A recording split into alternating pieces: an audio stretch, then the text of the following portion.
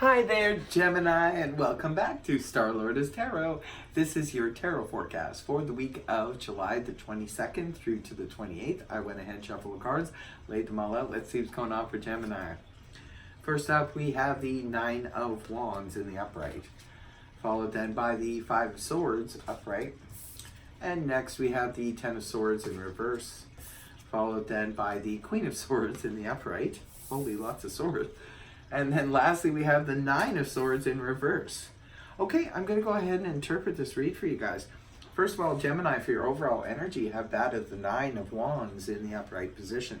The Nine of Wands is the Wounded Warrior card, which mainly speaks to dealing with a lot of different challenges. Maybe some of you have been dealing with challenges. Now, this could be in any area of your life. It's going to be different for all of you because it's just a general read, but for some of you, this could be representing a relationship. Perhaps if you have been hitting the wall with a relationship over and over and over again over the same scenario or the same situation, this would represent a lot of challenges. For others of you, this could be playing out in the your work situation, where you're doing everything you can, but at every turn you're hitting a wall and people are challenging you or situations are challenging you. And this is why the Wounded Warrior is there to fight another day if he should have to. It's strength and reserve. He knows that he's strong enough to be able to battle yet another challenge should it come. However, it's not clear as to whether or not there will be a challenge. He's just ready for it. So it could be some of you guys this week are on guard and ready for whatever may come. Right off the hop, we do have the Five of Swords in the upright position. Fives generally represent conflict, and the Five of Swords is no exception. The Five of Swords can represent that conflict that we have with other people. It can represent even a group of other people. Again, this could be playing out at work for some of you, or in a family situation. This could be sometimes, like I always caution people with this energy, because sometimes you can win the battle but lose the war. This is known as the empty victory card. So this can come about when we go into battle with, say, our best friend or a family member, somebody we're really close to, and we may end up having the last word, but at the end of the day we've lost somebody very close to us, because now they won't talk to us anymore.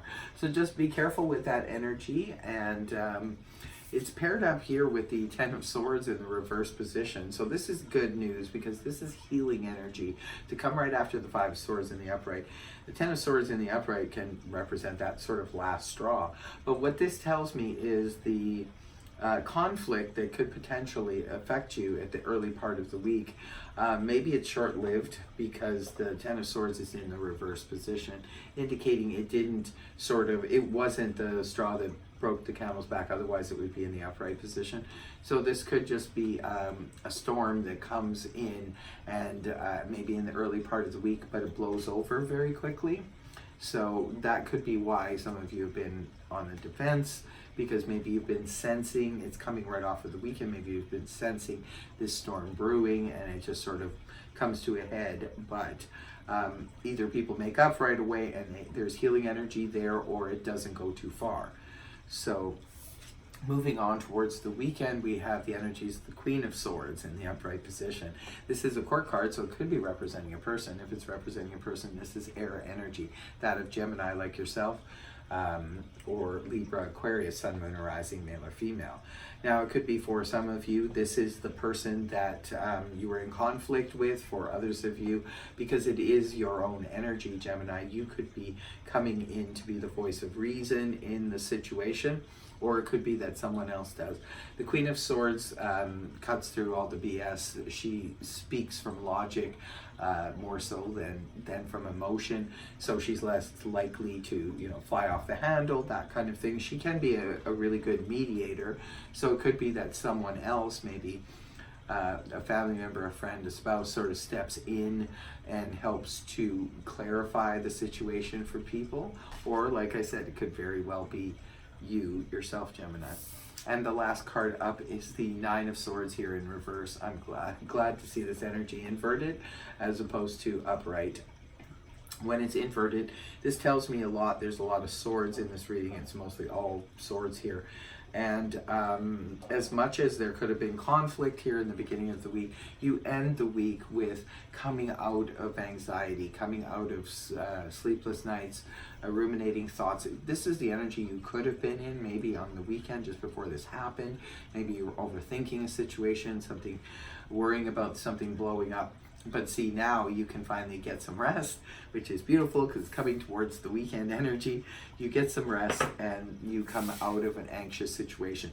Now, it could be because of the fact that you clarify something, or it could be that someone else clarifies a situation on your behalf and or clears up the matter with you so that you're no longer worrying about it.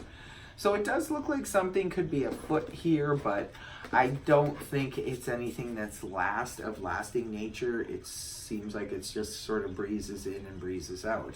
But it does definitely explain what the Wounded Warrior is doing here. So in closing, I'm going to pull you an oracle card, and here is your oracle card, Quest.